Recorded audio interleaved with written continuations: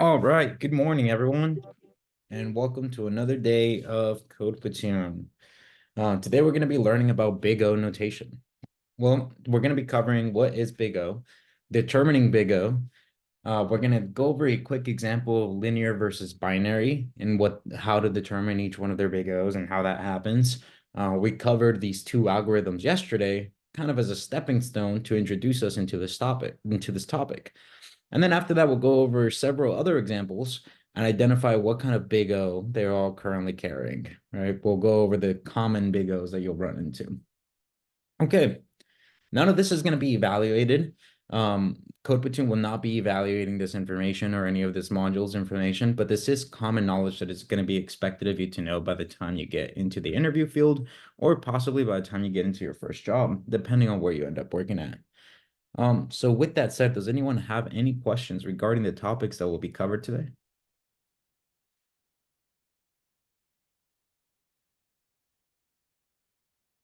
All right, if there are no questions for me, then I'm just going to go ahead and start. And the first thing, most of this class is going to be a conversation. So the first thing that I want to cover is, well, what is Big O and what is it used for? Well, Big O notation is a mathematical perspective to look at how efficient an algorithm is in computer science terms. So this is called is called an efficient or complexity analysis, right?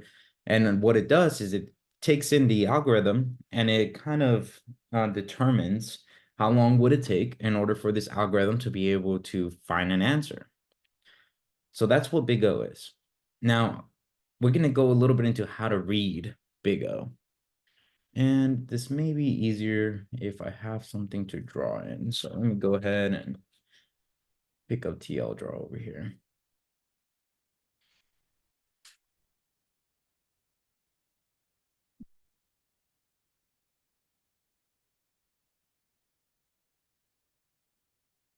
So Big O is going to be written as logs. And I'm not sure if everybody remembers logarithms per se, but the easiest way to think about logs is that they are the opposites of exponents, right? So what I mean by that is if we had something that's written as 2 to the power of 3, and actually I'm just going to write this in text. Let's say that we have something like 2 to the power of 3. Right? Well, we know that 2 times 2 was 4 times 2. That would give us 8. Well, what would that look like as a logarithmic expression? Well, as a logarithmic expression, that's actually equal to, and let me put some parentheses here.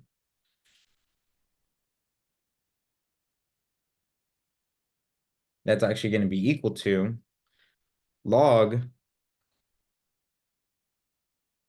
of 2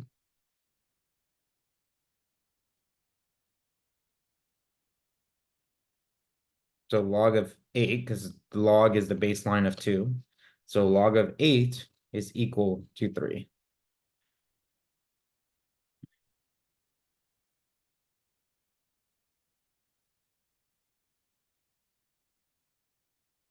Right? So it's just the opposite of exponents. We're essentially saying 8, if it was to be divided by 2, how many times can it possibly be divided by 2? Well, it can be divided by 2 a total of 3 times. Just like 2 to the power of 3, multiplying 2 by 3 times itself, it would give us 8. Now, let's talk a little bit more about these logarithms and how they usually work. Let's give it another example. If I had something like 2 to the power of 4, right? Well, 2 to the power of 4 is essentially just saying what is 2 times 2 times 2 times 2. And that would return to us 16. So now how would I turn this into a logarithm? Let's say that I was using log of 2. How would I interpret this as a logarithm? If I'm looking at this example up above, how could I interpret this into a log?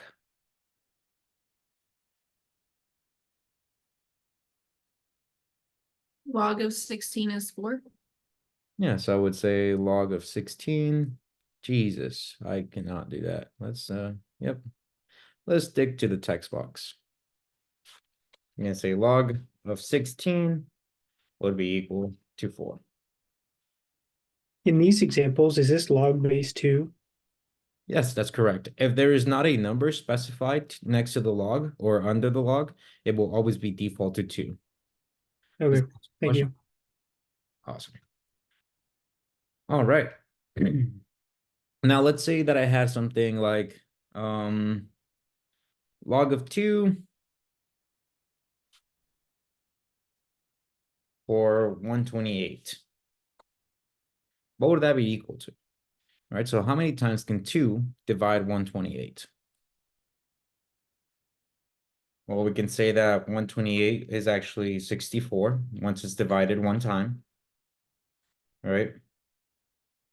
After that, it's going to be 32 when divided 2 times. Then it's going to be 16 divided 3, 8 divided 4, 4 divided 5, 2 divided 6. So here we see 1 time gives me 64. 2 times 32, 3, 16, 4, 8, 5, 4, 2. Oh, sorry, 6, 2. And if I divide it one more time by 2, then I finally get 1. So now I know that my answer would be 7.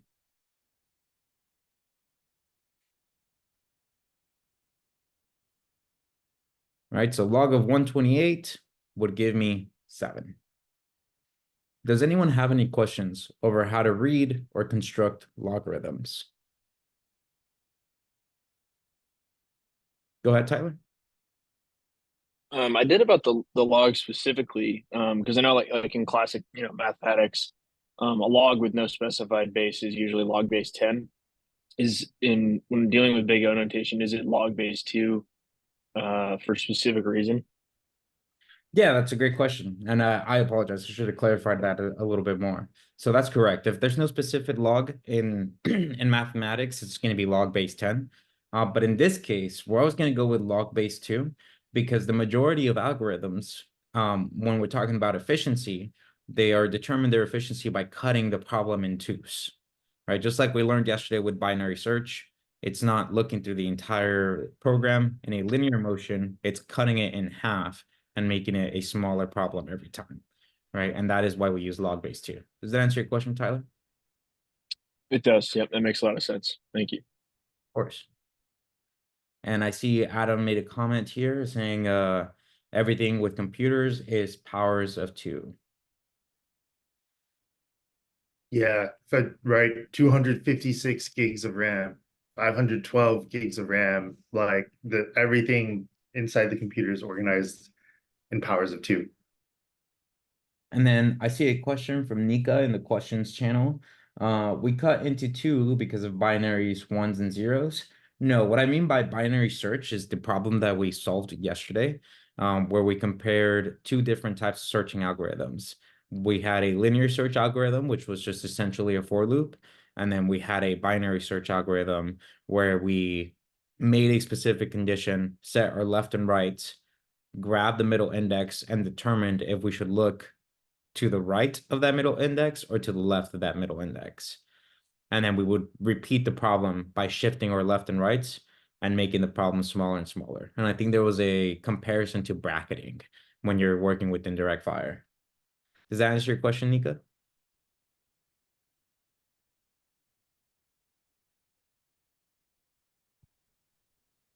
I don't know if this is, hopefully this is clarifying what my question was, because you're saying it's log of 2 and not 10 because we're dealing with ones and zeros because of the computer?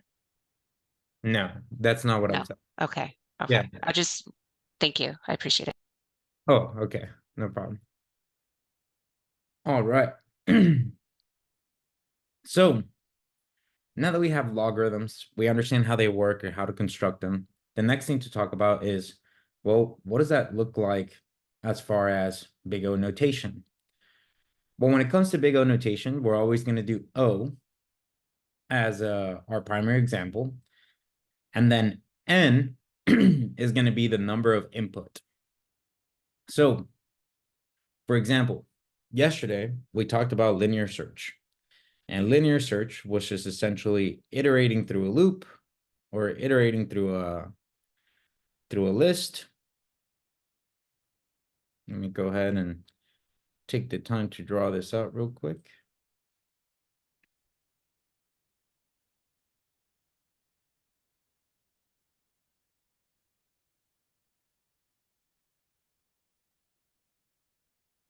Right? Linear search was where we iterated through the list, where we went from from index to index to index to index to index to index. Now, this did not cut our problem in any way. It did not cut our problem, nor did it make any nested loops. We didn't do anything within the problem where we had another for loop or another while loop running at the same time, right? There was only one loop that was happening, and that loop went from left to right. Does this have any sort of logarithmic functionality? Is it cutting the problem in any sort of way? It isn't, right? It's not changing anything.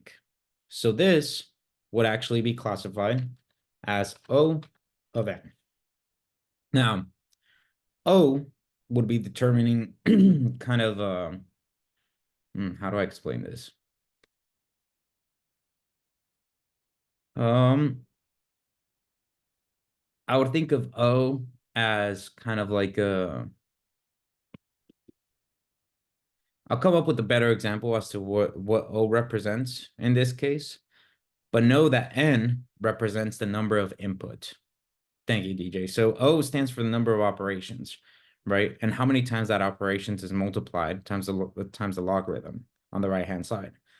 Now, in this case, as the number of input increases, the number of operations increases as well. And that's why it is called log of n. Appreciate it, DJ. Now, in the second example that we covered yesterday, we covered a binary search, where in the first one, we determine the left and right.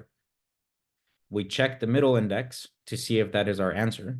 And if the middle index is not our answer, we then moved to only check the right side.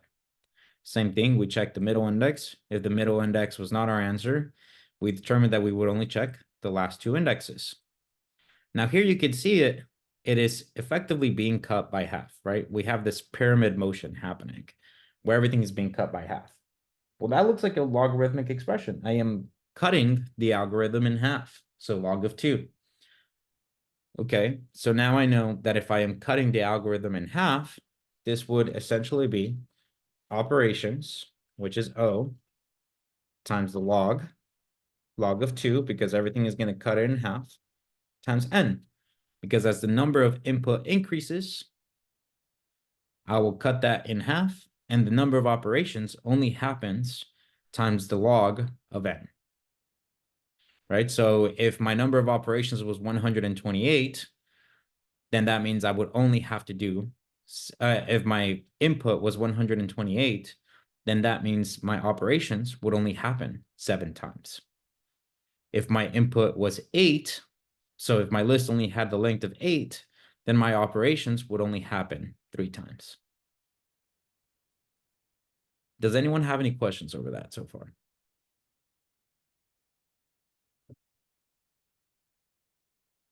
That's correct, Nathan. In order to use binary search, the data has to be sorted already. Yes, that's correct. So with algorithms, you said we can see a pattern. Is it correct for me to assume that all algorithms would have a certain pattern then?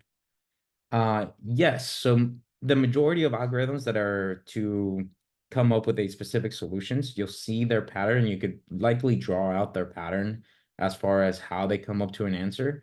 As we go into these different scenarios, we can draw them out so that we could actually see it as a line of code is being interpreted.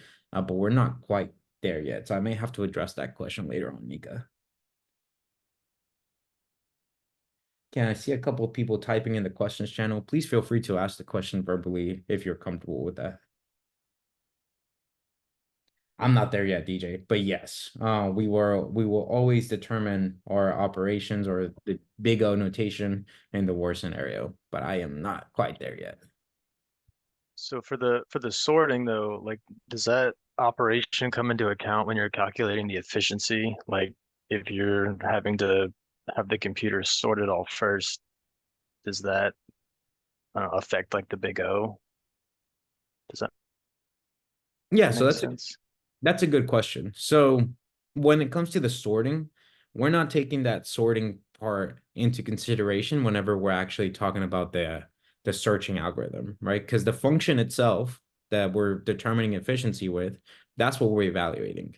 We're evaluating the searching function. So we have a linear search function and we have a binary search function that we constructed yesterday. That's what I'm evaluating, the actual guts of that function. Anything that happened prior to, that's regardless of what I need to know. Okay. Yeah, we're gonna go over how we would solve that issue with linked list tomorrow, Okay, gotcha. Thank you. of course.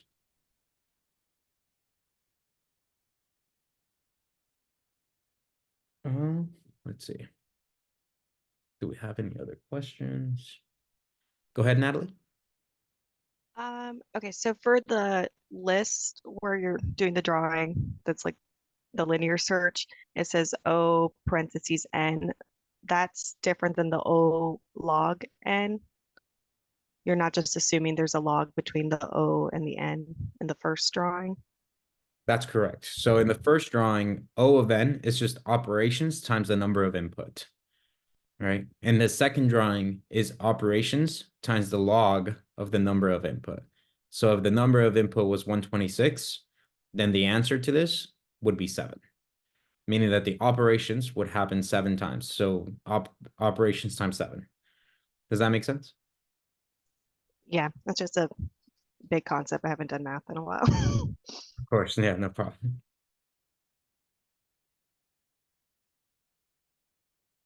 Any other questions regarding Big O so far?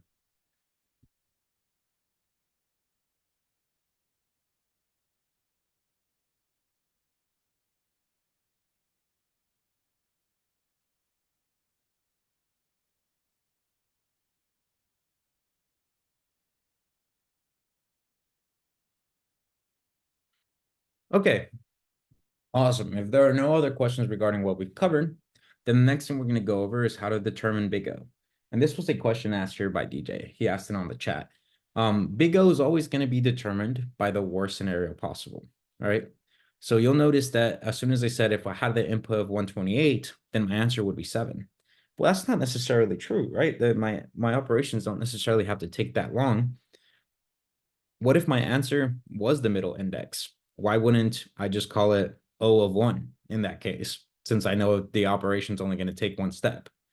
Well, in that case, I would be assuming that my best scenario is what's happening, right? And that's not a very good way to measure efficiency. You never want to measure efficiency by the best scenario. We always want to expect the worst, right? I know there's a saying that I used to love saying when I was in the military, which is anything that can go wrong will go wrong. So there's Murphy's Law, right? And the same thing applies to programming. You never know what kind of input the user is going to input into your program. Even when you make a full stack application, you don't know what kind of input the user is going to be placing in there. Just because you designed it and the flow of your program makes sense to you doesn't mean that every user is going to have the same experience when they go over to your site or your application and they try to utilize it. So it is always better to try to utilize the worst scenario to ensure that you're accounting for that, right? So always make sure that you're utilizing the worst scenario. Yes, Big O is a pessimist. That is correct. Pleasantly surprised and disappointed. Yep. All right. So now that we covered how we establish Big O, we covered a little bit about how Big O compiles and how we can how logarithms work. The next thing that I'm going to give a couple of examples of is going to be something called constant time. So we went over linear time, we covered binary search, but what is constant time? So constant time is something like O of 1. So now what kind of function or what kind of code would require my operation to only happen one time? And it will always kill it, right? So my function, when it's being triggered, it is only going to conduct one single operation, and it will either return none or it will return an answer. What would that look like in code? A print function. Okay, that's a good guess, Will. Brian? Anything that doesn't iterate over like a piece of long data like that has an n size. Like if there's nothing, no list, no big group of objects that could grow that you're working with, it's pretty much an immediate one-time operation. Yeah, that's awesome. That's perfect, Brian. Thank you. I appreciate that explanation. Go ahead, Edge. Would it be like any Boolean operators? Okay, we If could it's a have true or Boolean- false? Yeah, we could have a Boolean comparison in there. Andrew? I would say making a call to a dictionary versus like a list, because if the key's there, it's going to give it, or if it's not, it's going to say it's not there. Okay, that's good as well. And then Tom? Like overall as a concept, just direct access. So if you're directly accessing anything, whether it's by like index with list or by a key with a dictionary, anything that involves direct access where it points to a specific place in memory, that's gonna have a constant time complexity. Yeah, that's perfect. So a good example of that would be something like this, right? Let's say I have again, we're going to go with a list of numbers. And that's just because my range function works pretty well here. So list range of 1 through 10. Right? Well, now if I had a function that said find a number, and this took in a target and a list, well, if this specific function just did this, it just did return list or return target in list. It's just going to return if the target is in the list. Well, that right there, I guess under the hood, that's actually iterating through it. Well, what if I just did something like this? And maybe rather than target, I just call this index. Right? This right here would be essentially an O of 1. I am just grabbing a list, and the only one step that I am taking is returning whatever value is in that index of the list. Even if that index doesn't exist, I would expect it to return none. We know that this is Python, so it's going to return like list index out of range, and it would cause an error. But even then, it's only creating one specific step. That would be determined as O of 1. So if we were to take our previous examples from up above,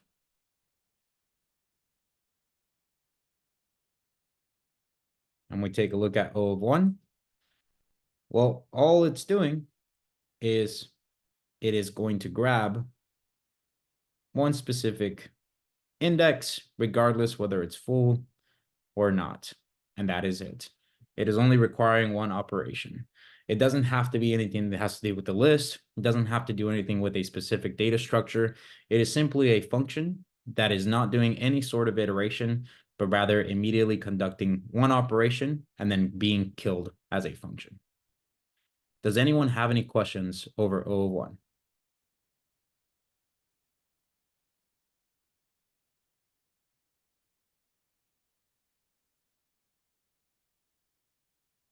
Okay, if no one has any questions, then the next thing I'm going to cover real quick here. This right here is known as constant time, meaning regardless of the input, the amount of time that it will take for this function to be completed will be through constant. Whereas up here, we have this known as linear time, meaning that the amount of time that it will take for this function to complete depends on the amount of input that this function will take in. And we'll cover this other portion here shortly once we go into part 2 of our lecture. Does anyone have any questions regarding these concepts that were taught during part 1 of the lecture? Go ahead, Landon. Kind of piggyback off the question I asked yesterday. If you, for like counting the steps, so like any other line of code that essentially is like big O of 1, that's an extra step in your count, right? Like if you're trying to calculate how many steps your program is iterating through, every line of code, depending on where it lands in one of these algorithms, is additional steps. So no. So I get what your question is now, and I apologize for missing it yesterday. Think about these steps, or what we're focusing on when determining big O, as number of times of iteration, or how many times I have to iterate through something, right? Here we have one iteration, which is why it's linear time. It's just 1 times 1, right? It's number of input times 1. This one is always just constant time because it's not iterating at all. I'm not iterating through anything in the list. I'm just simply grabbing one factor from the list and returning it. So I could have something like if x is equal to x, return true or false, right? And I could write that out in 3 separate lines rather than just writing it out in one single line. And that would still just be constant time. I could have multiple lines of code, but it is not iterating over my list. So it's still falling under constant time. Does that answer your question, Landon? Yeah, it does. Yeah. Awesome.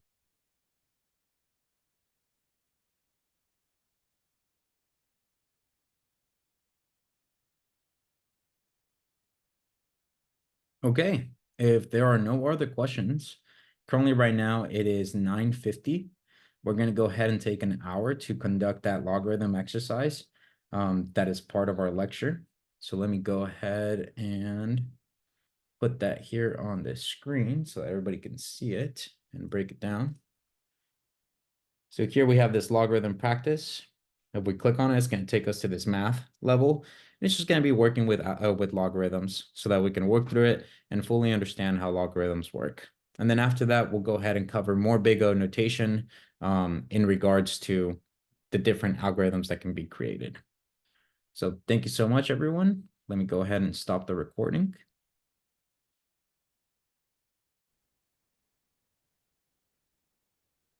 Okay, welcome back, everyone. For the second portion of our lecture, what we're going to be covering is how to identify big O. And there's no better way to identify big O than by seeing some actual problems themselves. All right. So far we covered linear time, we covered logarithmic time, and we covered constant time. Let's take a look at what that looks like whenever we are actually working with code. So here we have our constant time example. All right, so our constant time example is just, it takes in a list and then returns the first index of the list.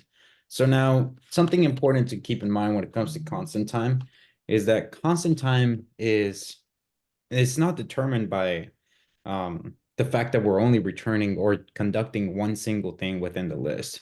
It's determined by the fact that it is completely independent from the size of input that comes in from the list.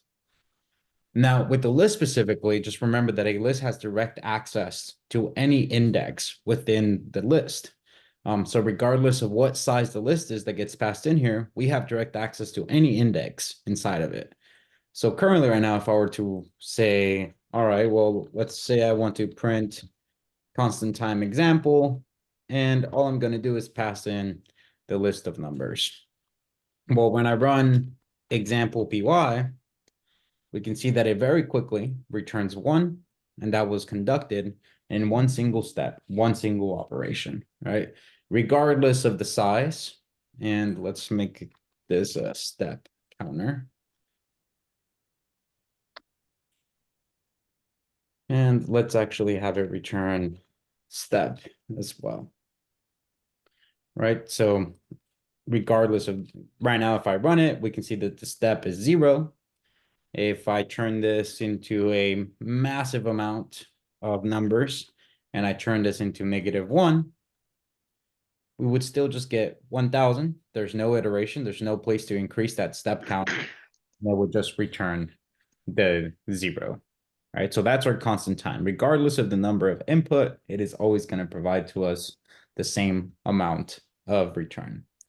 So now let's take a look at an image here that we have in our demonstration here.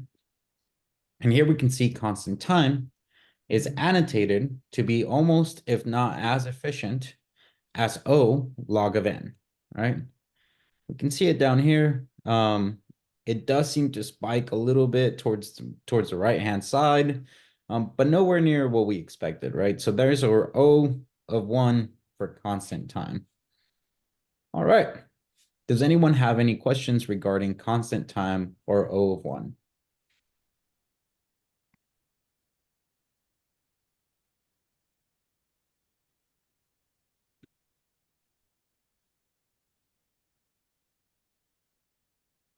Yeah, I don't see any questions on the Whiskey Questions channel either.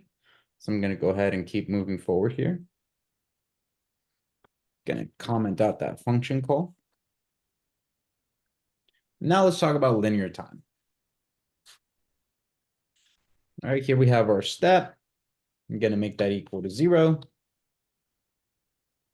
And for every iteration, I'm just going to go ahead and say step plus equals 1. Okay, well now let's say that I'm actually looking for a number, or let's say I just want to go ahead and go through this. Well, I don't just want it to print the number, I also want it to print the step. So now what would that look like? And actually, let's turn this into an F string. Let's say num and step.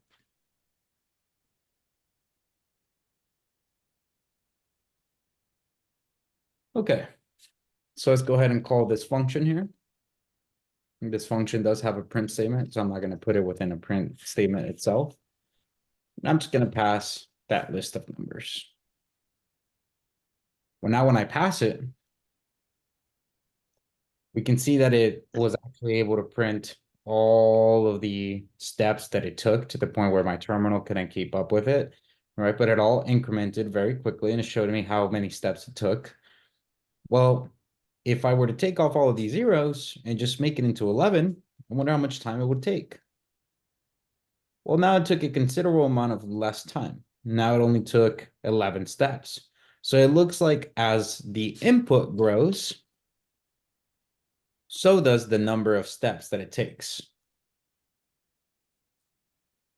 And that is linear time, meaning that they are tied. So it is a 1-for-1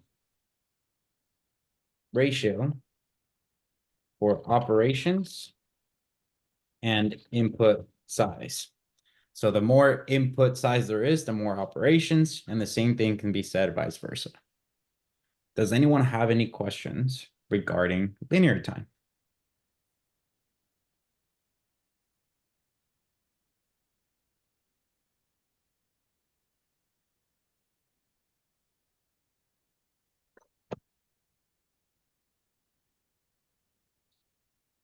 Okay, no one has any questions regarding linear time. Let's go ahead and push forward to our quadratic time.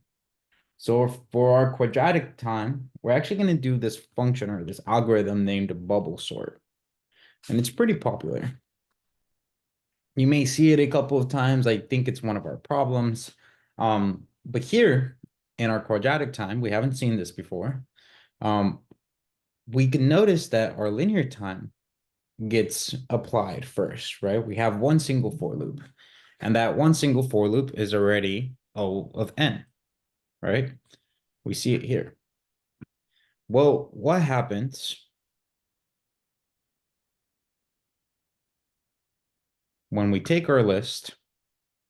Oh, there we go.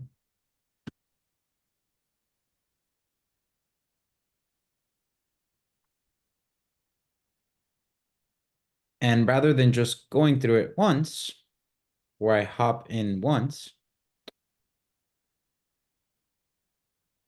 well, what if for every red step that I take, I also have a nested for loop that checks all of them, right? So now let's go ahead and move back to our red step. My red step takes another, and my nested for loop then checks these. Right, we can see how eventually this red, or my first for loop, will make its way all the way to the end.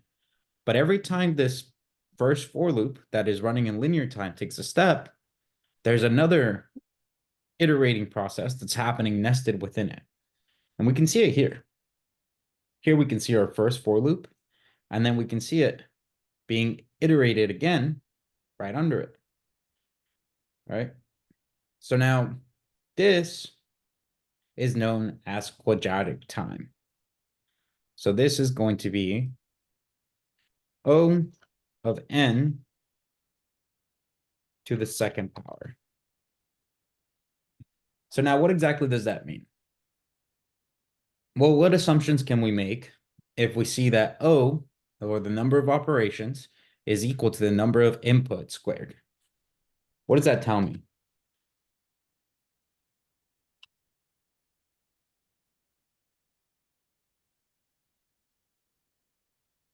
Your number of inputs are gonna be squared, and then you're gonna times that by your operation. So it's gonna be squared the amount of time as it would be for big O, if that makes any sense. Yeah, it definitely does make sense. So let's try to look at this graph here.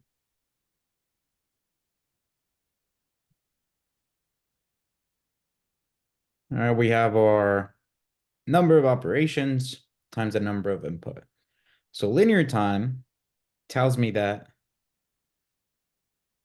as many operations as I have, or as much input as I have, will be equivalent to the number of operations. Right? So we can see that it's just one straight line. Well, what is O of n squared, right? What does that mean? Right, it's going to grow exponentially, right? So rather than having a straight line that comes across this way, or that goes anywhere, it's actually going to be a curved line, right? And that curved line should look something like this. It'll start from the same place, but because it is being squared, we'll see it slightly inclined towards the top. And let me just make sure that I'm right in doing that. Yep, there it is. So there we see our O of n squared, right? As the number of input increases, the number of operations will as well. And it will increase significantly. Does anyone have any questions regarding this example?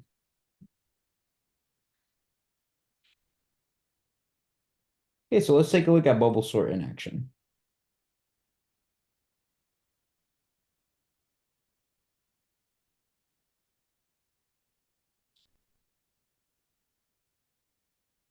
So there's the input that I'm going to be passing into bubble sort. I'm going to be passing in a step. I'm going to make that equal to 0.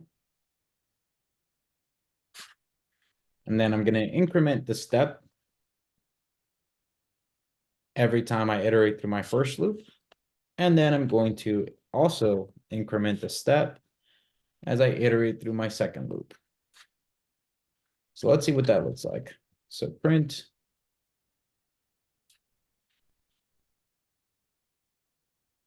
Actually, I'm just going to run bubble sort. Oh, it's not printing my step counter. There you go.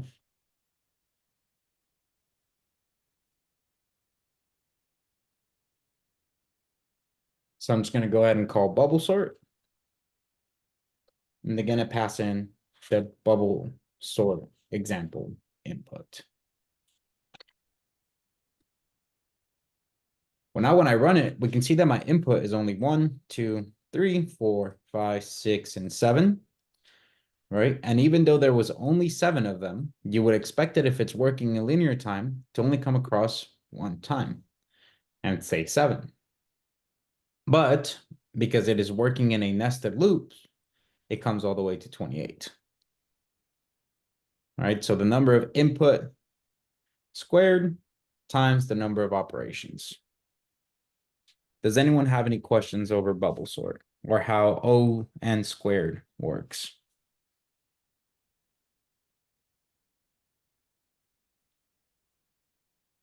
So will we actually use bubble sort in any of our code? Will you actually use bubble sort in any of your code? You can use bubble sort for some of your code. So the way bubble sort works is it's supposed to sort each number and exchange it one number at a time. That's the way that's why it has to be nested between one another. Now, with that said, a specific scenario where you would have to do that, let's see. Let's say you have an application and there is a specific number of posts, right? And now it's a social media application, there's posts, and you want to sort those posts in different ways. Maybe you want to sort them by the amount of likes that there is, but you have to check each one individually before you could actually sort it. You can't just run a sorting function through that because that might be getting updated in a lifetime feed. So you would have to use something like bubble sort to get it to work correctly and actually render on your screen. And that may be a really rough example. Let me go ahead and see if Adam is here. Maybe he has a better example for a real life application. Adam is here. Hey, Adam, do you have a better example for a real life application of bubble sort? Yeah, that's an excellent question. And I was just throwing out some thoughts in the chat. I think the example you gave is a good one. However, with most of these sorting algorithms, we're really introducing them and teaching them more so to help illustrate and help you all gain some understanding of some of the fundamental concepts of computing. For instance, like Python has a built-in sort function. If we needed to sort a list or something, say, and it doesn't use bubble sort, it uses some algorithm that's more efficient. So on a day-to-day level, often like we won't have to write these ourselves.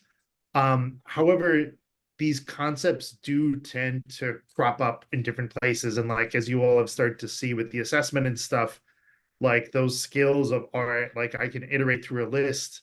And to be honest, I think half the value of bubble sort is realizing, hey, if I start to have nested like for loops, let me think about like, do I have performance or efficiency concerns that I have to think about here? So a lot of this is more conceptual and less directly applicable, but I think the concepts are useful. And on a practical level, sometimes these questions get asked in technical interviews. I don't know, Francisco, what do you have any other thoughts you kind of want to throw in there as well? So I know that's a good question and a common one that folks have. No, that's great. Thank you so much, Adam. I hope that answered your question there. I think that was Crystal, right? Yeah, that helps. Thanks. Of course. Tyler?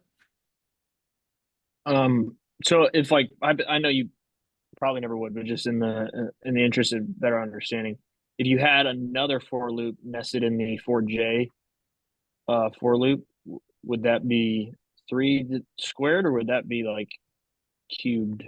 How would that? Yeah, so it would be, I think if you have another for loop, then at that point it would be cubed. Okay.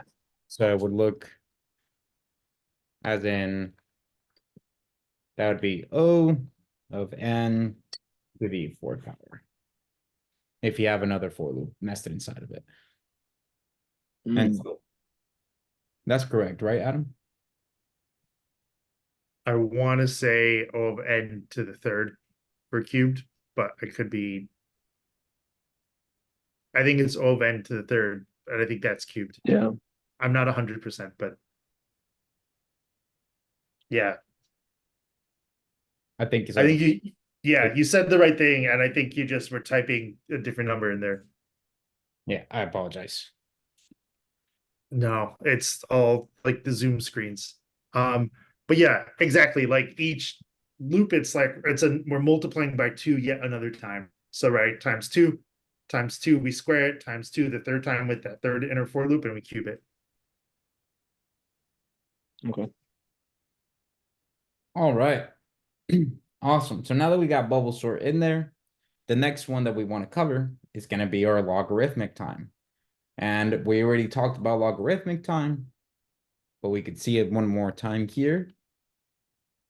Let's say that what I want us to do is something like binary search. So we have our low and our high.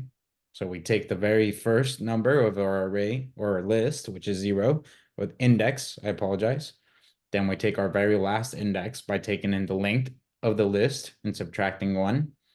After that, we establish a middle. We check if our middle exists and if it matches our target. And if it does, we return that middle.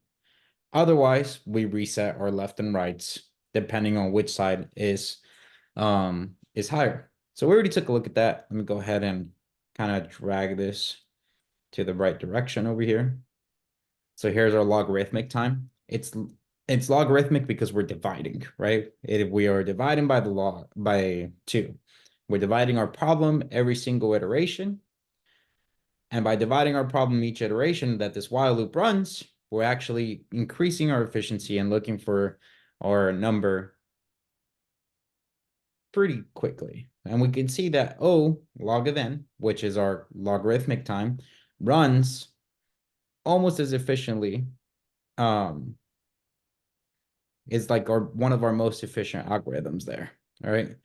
So here's our good area. We have our logarithmic time along with our constant time and our linear time. And then after that, we just took a look at our quadratic time, which is not preferred, right? We definitely do not necessarily want something with quadratic time.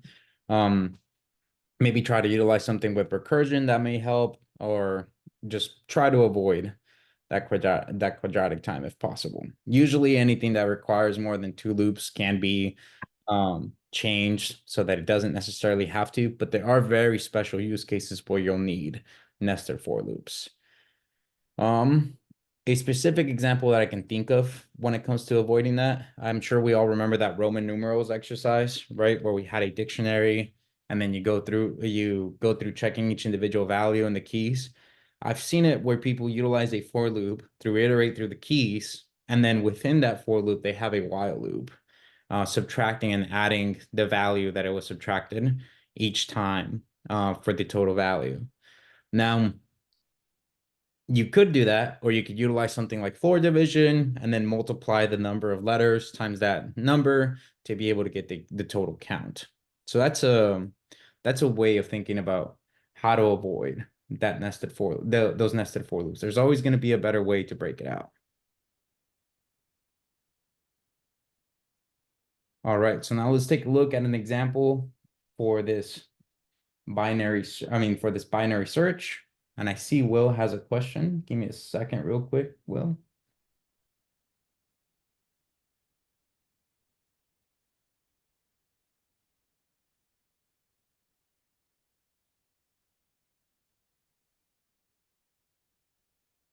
Okay, so here comes our binary search. We can see that it's a sorted list.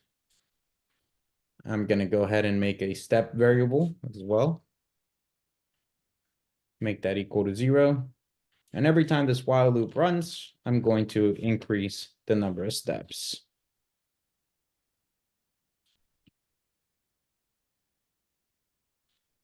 Oh, -1 step. And mid step.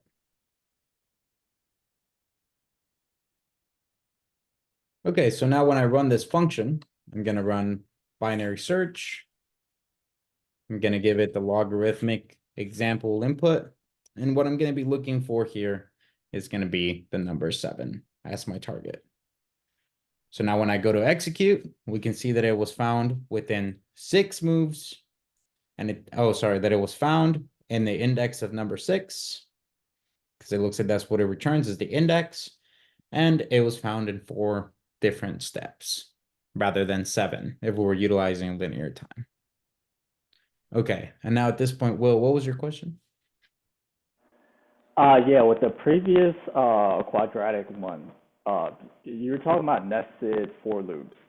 Oh, what if it was two for loops, but it wasn't nested? It was just one after another. Would that also be quadratic? Yeah, that's a great question. So just to specify what you're asking is, if I had something along the lines of this, and maybe I took in a list, I said for n in LSD, print n, and then for j in LST, print, Right. right? So two Right. for, they're not nested, they're just adjacent to each other. So that wouldn't actually fall within a quadratic, that would still be a linear, because these are happening linearly. So depending on how much the number of input is, these two would increase by the number of input, right? So now there's just two operations happening. So rather than being Adrian O2 of n, right, that would be the way to look at it. It would be two different operations times the number of input. You would multiply those together, and that's how much operations would happen. Yeah, so that's right, Adrian. But this would still fall under linear time, I believe. May need your help on that one, Adam, just to make sure that I am saying the right thing. Say that one more time. And saying that these two for loops next to each other, rather not, instead of being nested, would fall still under linear time. Yeah, exactly.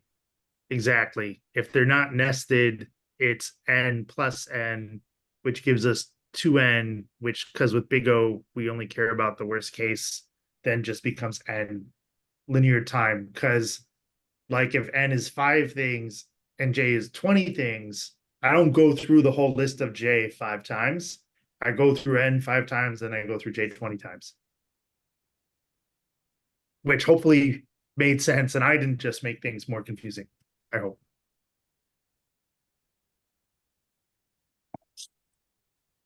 Oh, So, sorry to clarify, or to like, so that it still means that you'd be doubling your runtime for each operation, because like the slope of that graph would be 2. If you had 3 for loops, it'd be 3, 4, etc. So you'd still be, if you're looping through a list, it would still be twice as long, obviously, to loop through it twice than to do it once. That is correct. However, since the thing we are really interested in is like the number of things in the list, like if we have a list of 10 things and we double it to 20 versus a list of like 10,000 things and we double it to 20,000, what is really going to make the difference there is the size of the list. Okay. Right. And that's why we don't really care about if we're doubling or not. While with squaring or cubing, and so on, that's why it matters. Yeah. Okay. Yeah. Good question.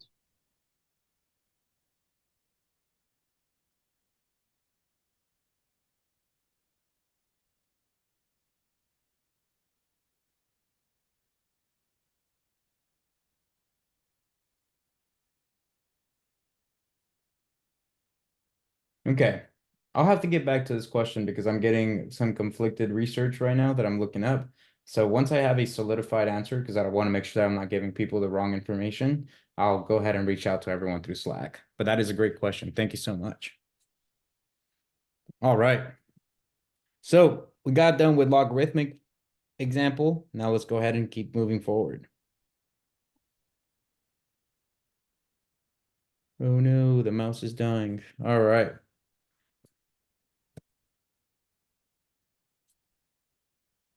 So now there's a more complicated big O notation here that we're going to cover. This one is going to be a little harder to visualize.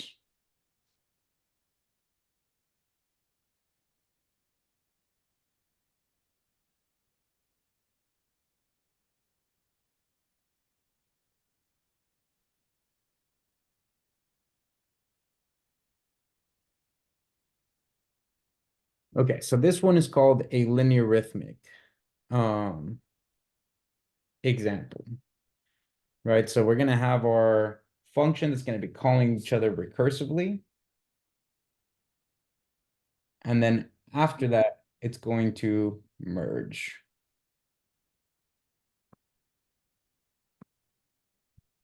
Let me make sure I got the exact block of code correctly.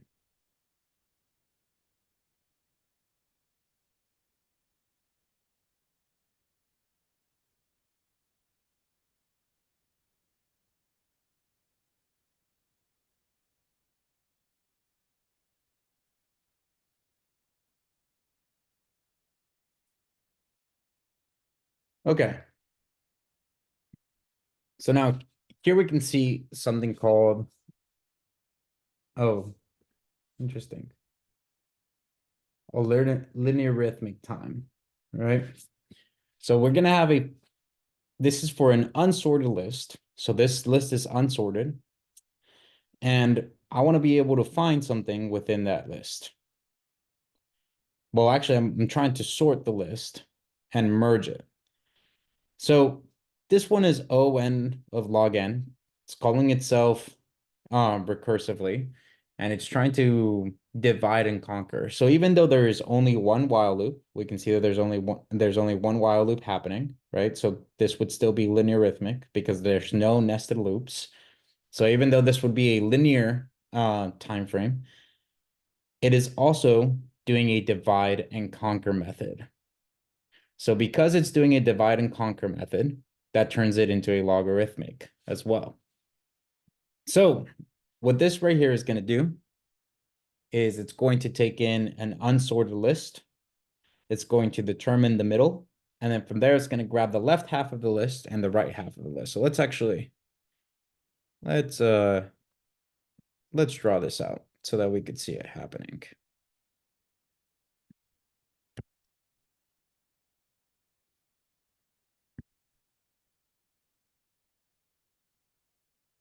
Oh, hello. So it takes it in and determines the middle. Let me go ahead and make this a little larger so that we could have an actual middle. Okay. 1, 2, 3, 4, 1, 2, 3, 4. So here's our middle.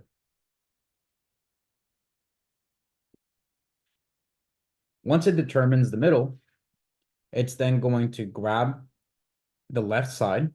So remember, this is exclusive. So it's going to grab the left side of the array.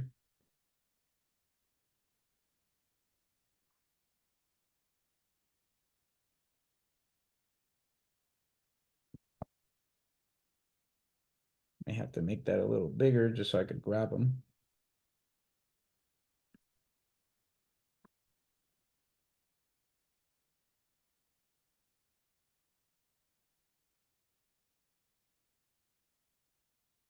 Turn that into its own list. Then it's going to grab the right side.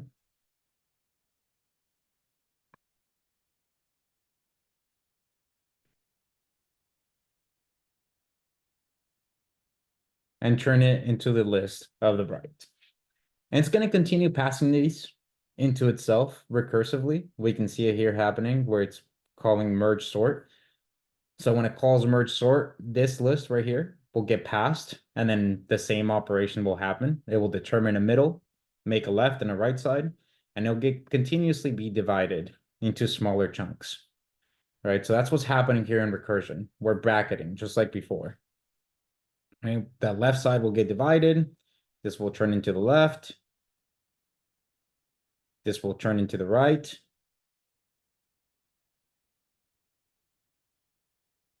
The right gets fed to the function one more time. A middle is determined. That will turn into the left. This is now the right. The merge sort function gets called again. This gets turned into the left. This gets turned into the right. And then finally, we have just individual indexes. So once we have those individual indexes, it's going to go ahead and conduct this while loop. This while loop is going to pretty much check if the left half and the right half are less than 0 or greater than 0.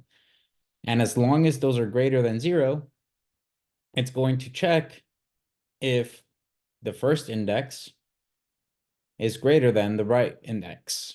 Or sorry, if it's going to check if that first index is equal to that left half first index. And if it is, then it's just going to increase I by 1.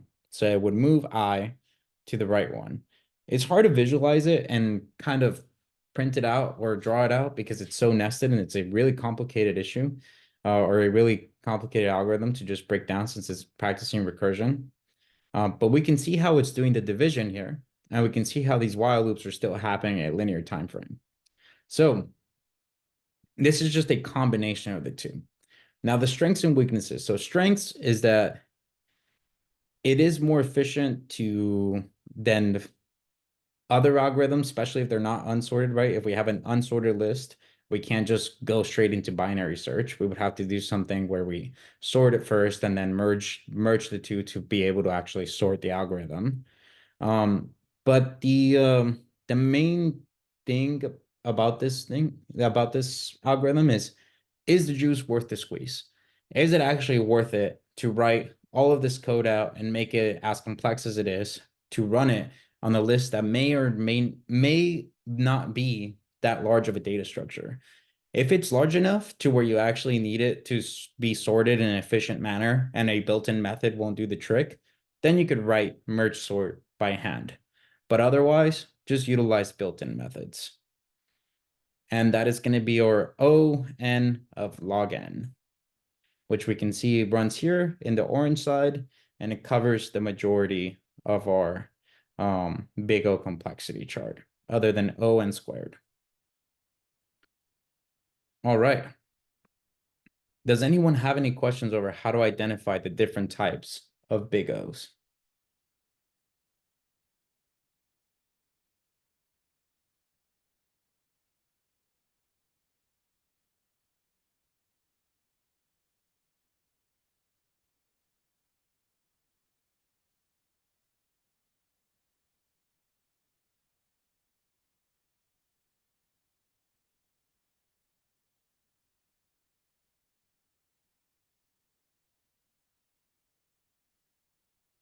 We're going to see this more in practice this afternoon in the different exercises. No questions for my later after I review more. Yeah, definitely. We're going to do some different exercises. While we do those different exercises, we can definitely meet, or, if anybody has any questions, I'll be here on the Zoom chat. But that is all the material that we have for today's lecture. So if there aren't any other questions, let me go ahead and take a look at today's calendar. We will be officially set off to lunch, and we'll just have a long lunch today that will kick us all the way until 1:30. Let me go ahead I do have one administrative announcement about the end of the day whenever it's a good time. Thank you. Yeah, let me go ahead and stop the recording since our lesson is